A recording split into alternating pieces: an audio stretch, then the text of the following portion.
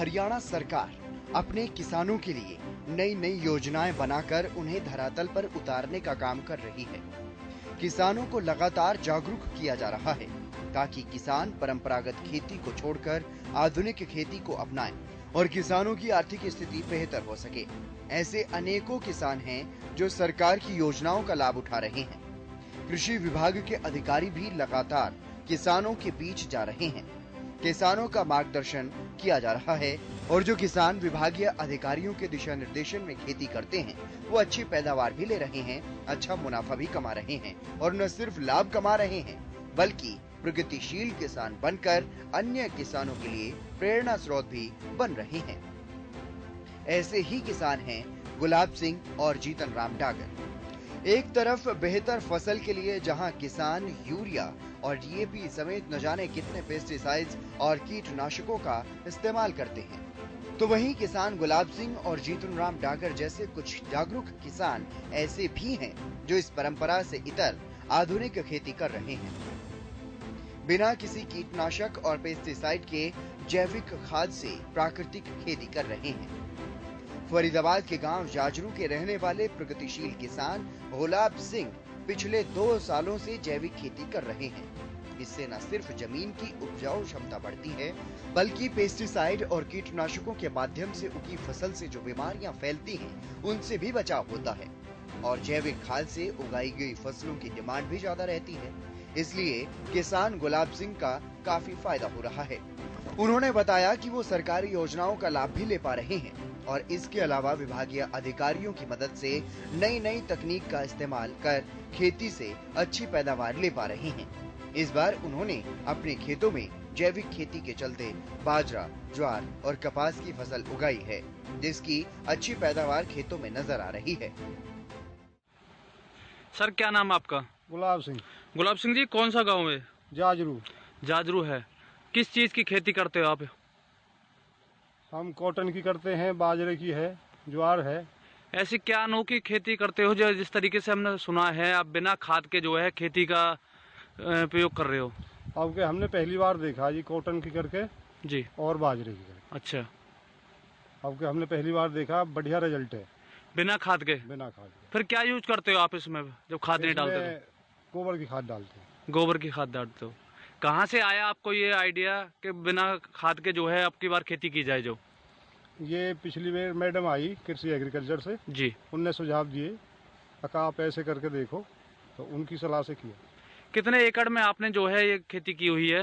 लगभग 4.5 किला में कॉटन की है और 4 किला बाजरा। अगर लागत की बात की जाए तो 1 किला में कितनी लागत आती है? लागत तो लगभग 4-5 हजार तो 1 किलो में आ जाती है। और अगर बचत की बात की जाए तो?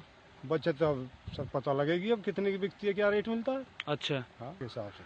तो सरकार का कितना सहयोग मान रहे हो आप? ये हमें तो मैडम नहीं बताती तो हमें क्या पता है इसकी। अच्छा, ये सहयोग तो मतलब माना जाए सरकार की जो योजनाएं हैं, जो अधिकारी हैं वो आपको समय समय पर जागरूक करते हैं? जागरूक करते हैं, जरूर जागरूक करते हैं और उनसे आपको फायदा होता है। हाँ। वहीं प्रगतिशील किसान जीतन राम डागर का कहना है कि हरियाणा सरकार की कृषि विभाग से संबंधित सभी योजनाओं का सीधा लाभ से उन्हें आगे बढ़ाने की हर संभव कोशिश की जा रही है। विभागीय अधिकारी समय समय पर उनकी मदद भी करते हैं। क्या नाम सर आपका? मेरा नाम जीतन राम डागर। डागर साहब, कौन सा गाँव है और किस चीज की खेती करते हो आप? गाँव जाजरू है मेरा। इस सीजन में हमने कपास और बाजरा लगाया हुआ है। एक अनोखी पहल जो है आपने शुरू की है बिना खाद के खेती करने की जी। क्या ये आपने पहली बार की है कि पहले से करते आ रहे हो? ये मेरा दूसरा साल है जी। दूसरा साल है। आपको प्रेरणा कहाँ से मिली है किस तरीके की खेती की जाए? देखो जी, ये डॉक्टर लोग और हमारे कृषि अधिकारी भी बताते रहते हैं कि जैसे जैसे हम रासायनिक उर्वरकों का प्रयोग करें तो एक दिन हमारी जमीन की उपजाऊ शक्ति है वो खत्म हो जानी है। अच्छा, तो किसी ना किसी को तो पहल करनी पड़ेगी जी। मैंने भी ये सोचा कि क्यों ना शुरुआत करके देखी जाए। जिस तरीके से हम देख रहे हैं कि तमाम खेतियों के अंदर जो है यूरिया खाद इतनी मात्रा में डाल देते हैं कि जो सब्जी की बात की जाए, फसलों गेहूं धान की बात की जाए तो जो लोगों के शरीर में इफेक्ट कर रहे हैं, लेकिन आपने एक अनोखी पहल शुरुआत की है, तो कितनी कारगर साबित होगी ये? देखो जी, इसमें शुरुआत में पहली साल मुझे घाटा गया जी, और पिछली साल से इस बार फसल अच्छी है परमात्मा ने चाहा तो कुछ फायदा ही होगा। अब आपने कपास की खेती की हुई है, कितने एकड़ में कर रखी है? मैंने 5 एकड़ कपास लगाई हुई है। 5 एकड़ में। तो कितनी इसमें लागत आती है और मेहनत की अगर बात की जाए और फसलों के मुकाबले कितनी मेहनत है इसमें? देखो जी, मेहनत तो है कपास में। अच्छा, मेहनत तो है, मेहनत तो होती है, लागत कम है, पानी की ज़रूरत कम पड़ती है, खाद तो चलो हम डालते ही नहीं, ऑर्गेनिक खेती कर रहे हैं। कितनी लागत आती है 1 किले की अगर बात की जाए? लागत ये है जी, करीब 1600 रुपये का तो एकड़ का वो बीज आता है। अच्छा जी। और अपने यहाँ 1000 रुपये बिजाई वाले लेते हैं, मशीन वाले। फिर इसके चुगने की बात आती है, जब कपास खिलने तैयार हो जाती है खिलकर, तो वो हमें 13-14 रुपये पर किलो के हिसाब से लेबर मिलती है। लेबर मिलती है। हाँ। तो अगर बात की जाए, सरकार ने जो पोर्टल चलाए हुए हैं, क्या उन पोर्टलों से आपको कृषि के लिए कोई जानकारियाँ मिलती हैं क्या? हाँ, कृषि अधिकारी ADO वगैरह आते रहते हैं, सेमिनार करते रहते हैं, बताते रहते हैं। अच्छा, हम उनको फॉलो करने की कोशिश करते हैं। अगर बचत की बात की जाए तो कितनी बचत इस खेती में हो जाती है लागत के बाद? लागत इसमें कोई खास नहीं है जी, ऑर्गेनिक खेती में। बचत कितनी है इसमें? हाँ, बजट ऐसा है, काम चल जाता है। अच्छा, हाँ।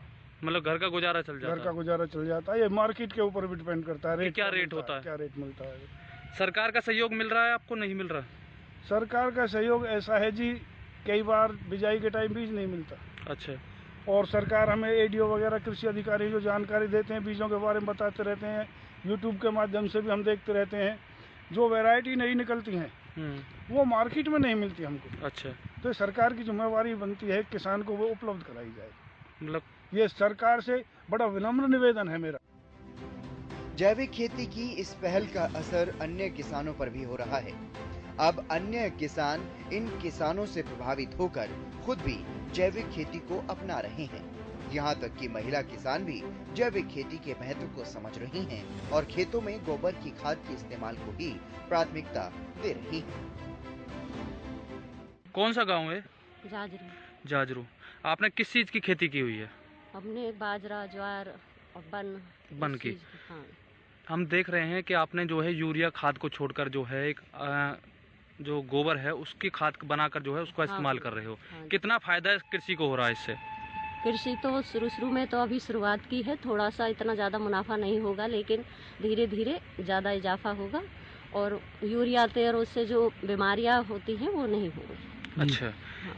तो अगर बात की जाए खेती की, तो इससे कितना लागत आती है इसमें, और मुनाफे की अगर बात की जाए तो कितना मुनाफा इस खेती से आप लोगों को हो जाता है? भाई, यूरिया में तो ज़्यादा खर्चा आते हैं जी। उससे क्या खर्चा तो ज़्यादा है नहीं, पर हाँ हमें फायदा हो रहा है। फायदा हो रहा है। हाँ। सरकार की किस तरीके की सहयोग है आपको? अधिकारी कभी आते हैं आप लोगों को जागरूक हाँ, आते हैं कभी कभी, पर अभी इतना ज़्यादा वो नहीं है, अभी शुरुआत ही हुई है। शुरुआत हुई है। हाँ। तो क्या संदेश देना चाहेंगे और किसानों को कि भाई किस तरीके की खेती? हम तो यही कहेंगे कि अपना जैविक खेती करो, यूरिया को और उसको छोड़ो, जो हमारे शरीर सही रहे और देश भी आगे थोड़ा आने वाली जनरेशन थोड़ी तरक्की करे। लगातार जिस तरीके से यूरिया खाद का इस्तेमाल हो रहा है उससे अनेकों बीमारियां लोगों को लग रही हैं। हाँ। लेकिन आपने एक अनोखी पहल की है। हाँ भाई, देखो सही शुरुआत की तो है, अभी पहली बार ही की है। क्या काम करते हैं? जिम्मेदारी करते हैं। जिम्मेदारी करते हैं। कौन कौन सी फसल बोई है आपने अब की बार? बन बोयो, ज्वार बोई, बाजरा। तो किस तरीके से बोते हैं? क्या कोई केमिकल का यूज करते हैं या जैविक खेती करते हैं आप? खाली बड्ढा को खाद खेलते हैं, वाकर नहीं दे रहे हैं।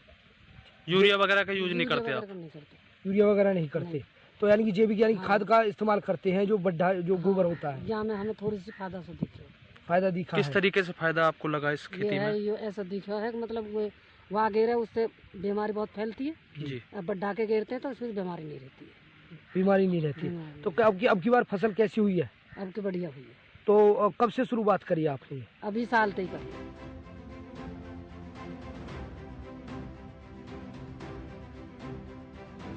प्रदेश का हर किसान खुशहाल हो, किसानों की आय बढ़े, उनके जीवन स्तर में काफी सुधार हो, इसके लिए मनोहर सरकार लगातार प्रतिबद्ध दिखाई दे रही है और लगातार इसी तरह के काम किए जा रहे हैं ताकि किसानों की आय में इजाफा हो सके।